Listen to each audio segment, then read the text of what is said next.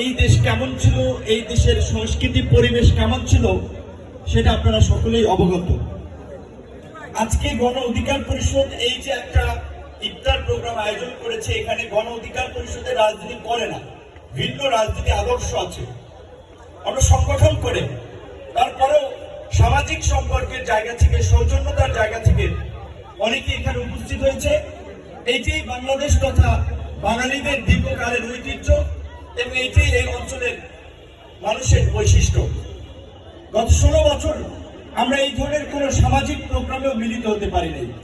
শুধু এই ধরনের সামাজিক প্রোগ্রাম না, এমনকি কারো আত্মীয় স্বজন মারা গিয়েছে, জানাজা কিংবা যিনি মারা গিয়েছেন তার জন্য দোয়া কামনা করে একটা মিলাদ মাহফিল কিংবা অনুষ্ঠানেও দেখা যায় অনেকে রাজনৈতিক ভিন্নতার কারণে একসাথে বসতে পারে নাই, ওই জায়গায় যেতে পারে নাই। যে মুখে বিএনপি করে, মুখে জামাত করে, মুখে আওয়ামী লীগ করে। বিশেষ করে আওয়ামী লীগ এই বিভাজনের রাজনীতিটা বাংলাদেশে গত 16 বছরে প্রতিষ্ঠিত করেছে যে আওয়ামী লীগের বাইরে অন্য দল সংগঠন এই দেশের নাগরিকদের কোন মর্যাদা, স্বতন্ত্রতা বোধ এটা আওয়ামী লীগ স্বীকার করে নাই। আওয়ামী লীগ ঐতিহাসিকভাবে একটা ফ্যাসিস্ট রাজনৈতিক দল। সেটা আমরা 1972 সালে 71-এর মুক্তিযুদ্ধের পর থেকে 72 থেকে 75 পর্যন্ত আমরা দেখেছি। অবশ্যই 71-এর স্বাধীনতা সংগ্রামে আওয়ামী লীগের একটা ভূমিকা ছিল, কিন্তু সেই মুক্তিযুদ্ধের চেতনার নাম দিয়ে, সেই মুক্তিযুদ্ধের চেতনা বিক্রি করে দেশ স্বাধীনের পর আওয়ামী লীগ একটা একদলীয় বাকশাল কায়েম করেছিল। গণতন্ত্রের সংগ্রামের কথা বলে একদলীয় বাকশাল কায়েম করে তারা গণতন্ত্রকে কবর দিয়েছিল। যে কারণেই 75-এর 7ই নভেম্বর সিপাহী জনতার বিপ্লবের মধ্যে দিয়ে যখন জিয়াউর রহমান রাজনীতির মঞ্চে আসেন কিংবা সামরিক ক্ষমতার শীর্ষে আসেন, কিছুটা সেই রাজনৈতিক সংস্কৃতির পরিবর্তন হতে শুরু করেছিল এবং বাংলাদেশের সামরিক বাহিনী ঐতিহাসিকভাবে জাতীয় সংকটে জনতার কাতারে এসে জনগণের সাথে দাঁড়িয়েছে। সেটা একটা নিদর্শন আমরা দেখি 71-এর মুক্তিযুদ্ধে, এই 75-এ 7ই নভেম্বর সিপাহী জনতার বিপ্লবে, 90-এর স্বৈরাচার বিরোধী আন্দোলনে এবং 2024-এ। আপনারা সকলেই জানেন 90-এর স্বৈরাচার বিরোধী আন্দোলনে তৎকালীন সেনা প্রধান জেনারেল নুরুদ্দিন সাহেব যখন এরশাদকে বিদায়ী করেছিল, সরি মিস্টার প্রেসিডেন্ট, আমরা জনগণের রক্তপাত ঘটিয়ে, জনগণের বুকের উপরে গুলি চালিয়ে আমরা আপনাকে ক্ষমতায় রাখতে পারবো না, আপনার জন্য সময় আছে 45 মিনিট। সেই সময় বাংলাদেশের গণতন্ত্র মুক্তি পেয়েছিল। এই 2024-এও যখন ছাত্র জনতার গণ আন্দোলনে চতুর্দিকে যখন মুহুর্মুহু গুলি, ছাত্রলীগ যুবলীগের সন্ত্রাসী ক্যাডারদেরকে, প্রশিক্ষিত সারা দেশের ক্যাডারদেরকে ঢাকায় নিয়ে বৈধ অবৈধ অস্ত্র দিয়ে যখন ছেড়ে দিয়েছিল, সারা দেশে একটা নৈরাজ্য, সেই সময় আমাদের সামরিক বাহিনী ঐতিহাসিক দায়বদ্ধতা এবং প্রেক্ষাপট থেকেই বরাবরের মধ্যে আমরা দেখি 24-এর গণ অভ্যুত্থানেও তারা ছাত্র জনতার কাতারে এসে দাঁড়িয়েছে। এটাই হচ্ছে বাংলাদেশের সংকটে জাতীয় ঐক্যের একটা নমুনা।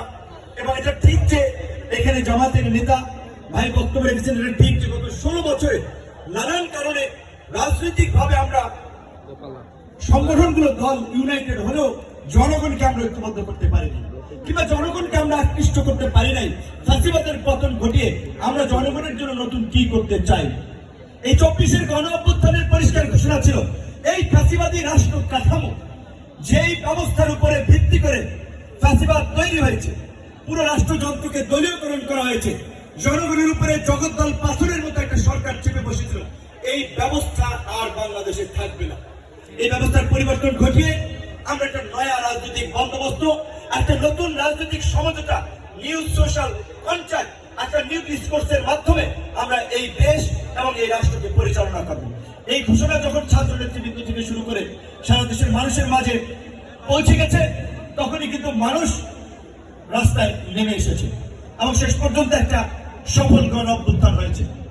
কিন্তু আমরা যদি এখানে মুসলমান ইফতারির পূর্ব মুহূর্তে মিলিত হয়েছি, ইফতারির পূর্ব মুহূর্তে দোয়া কবুলের সময়, যার রোজা ইবাদতকে আল্লাহ কবুল করে, তার উসিলা আল্লাহ আমাদের সকলের রোজাকে কবুল করে দেখ, আমাদের জীবনের গুনাহ খাতা মাফ করে দেখ, আমাদেরকে সঠিক পথে চলার তৌফিক দান করুক, মানুষের কল্যাণে কাজ করার তৌফিক দান করুক, সেটা আমরা এই বড় মজলিস থেকে আল্লাহর দরবারে আমরা ফরিয়াদ করি।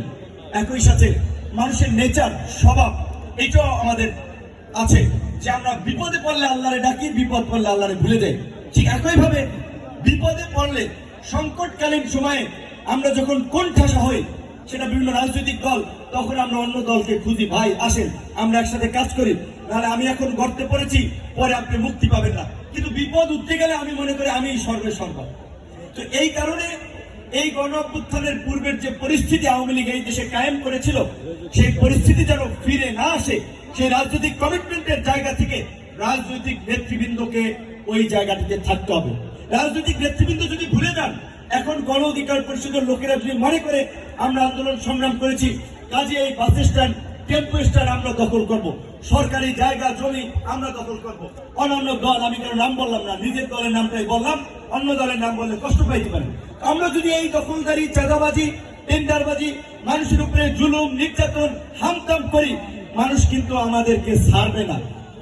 আওয়ামী লীগকে ছাড়ে নাই, কোন রাজনৈতিক নেতৃবৃন্দের ডাকে রাজনৈতিক ভাবে কিন্তু আন্দোলন করে ওঠে নাই, ছাত্র জনতার স্বতঃস্ফূর্ত প্রচেষ্টার মধ্যে দিয়ে, অংশগ্রহণের মধ্যে দিয়ে এই গণ অভ্যুত্থান হয়েছে। কাজী রাজনৈতিক নেতৃবৃন্দকে আমি বলবো, আপনাদের সহনশীল হওয়া প্রয়োজন, জনগণের প্রতি আপনাদের সহমর্মিতা প্রয়োজন। এখনই যদি খাওয়ান দাওয়ানের জন্য ব্যস্ত হয়ে পড়েন, জনগণ কিন্তু ভোটের সময় টাক দিয়ে দেবে, বুঝছেন?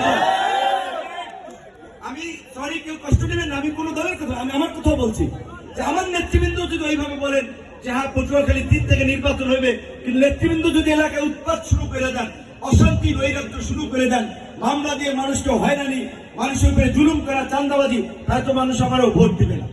সেই জায়গা থেকে আমাদের নেতৃবৃন্দকে বলবো, আপনারা এমন কাজ করবেন না যার জন্য আমাদেরকে প্রশ্নবিদ্ধ হতে হয়, দল সম্পর্কে মানুষের নেতিবাচক দৃষ্টিভঙ্গি তৈরি হয়। সকল দলের প্রচেষ্টায়, সকলের ঐক্যবদ্ধ প্রচেষ্টায় পটুয়াখালীতে একটা সুন্দর এবং সম্প্রীতির রাজনীতি প্রতিষ্ঠিত হোক, সেই প্রত্যাশা আমরা করি। গতকালকে চাঁদপুরের ইফতার প্রোগ্রামে অংশগ্রহণ করেছিলাম। বিএনপি, জামাত, খেলাফত, ইসলামী আন্দোলন, প্রত্যেকটি রাজনৈতিক দল, গণ অধিকার পরিষদের পোলাপান যাদেরকে আপনারা বলেন, ওই পোলাপানের আয়োজনে একটা সুন্দর সুশৃঙ্খল বিশাল মাঠে প্রোগ্রাম করেছে, হাসান আলী মাঠে সবাই মিলিত হয়েছে। মিলিত হওয়ার পরে আমি জেলা বিএনপির সভাপতি, আমাদের ছাত্র রাজনীতির কাছের ভাই, ব্যক্তিগত সম্পর্ক মানিক ভাই, তার বাসা পুড়িয়ে দিয়েছিল আওয়ামী লীগ, দীপুমনির লোকেরা, দেখতে গিয়েছিলাম। আপনার সে বিএনপির জেলার সেক্রেটারি টেক্রেটারি সব ছাত্র দল, যুব দল, সব নেতৃবৃন্দ ছিল। কিন্তু দুঃখজনক আমার এলাকায় আসলে কেন যেন আমি কোন রাজনৈতিক দল কিংবা কোন নেতৃবৃন্দ অযথাই একটা ঈর্ষা করেন। আমাদের নেতৃবৃন্দ তো দাওয়াত দেওয়া, কিন্তু অনেকে আসে না, যাই হোক, সেটা আমার কোনো আক্ষেপ নাই, কারণ আপনাদের সহযোগিতার সমর্থনে আমি এই পর্যন্ত আসি নাই, নেতা হই নাই। আমি নিজের যোগ্যতায়, মানুষের ভালোবাসায়, সারা বাংলাদেশের মানুষের দোয়ার মধ্যে দিয়েই আজকের জায়গাটিতে এসেছি। তবে ভালো লাগবে যদি দেখি একটা রাজনৈতিক সম্প্রীতি, সৌহার্দ্য থাকে, রাজনৈতিক ভিন্নতা থাকবে, রাজনৈতিক বৈচিত্র্য থাকবে, কিন্তু সবাই মিলে যদি তারপরও দেশ, জাতি, সমাজের স্বার্থে যদি এক জায়গায় মাঝে মাঝে মিলিত হতে পারি, কথা বলতে পারি, এই ধরনের সম্প্রীতির পরিবেশ আমাদের দরকার। না হলে ওই যে এখন প্রধান উপদেষ্টা সাংবাদিকদের সাথে বলছিল আওয়ামী লীগকে নিষিদ্ধ করার কোনো প্ল্যান নাই, রাজনৈতিক দলগুলো বক্তব্য দিচ্ছে, রাস্তায় নেমে পড়েছে, কিন্তু রাজনৈতিক বিভাজন যদি থাকে, রাজনীতির এই বিভাজনই আওয়ামী ফ্যাসিবাদকে আবার পুনর্বাসন করবে। কাজেই সবাই সেই বিষয়ে সচেতন থাকবেন, এটা অনুরোধ রইল। আমাদের ইমাম সাহেবকে বলবো একটা সুন্দর দোয়া করে মোনাজাত পরিচালনা করার জন্য। ধন্যবাদ সবাইকে।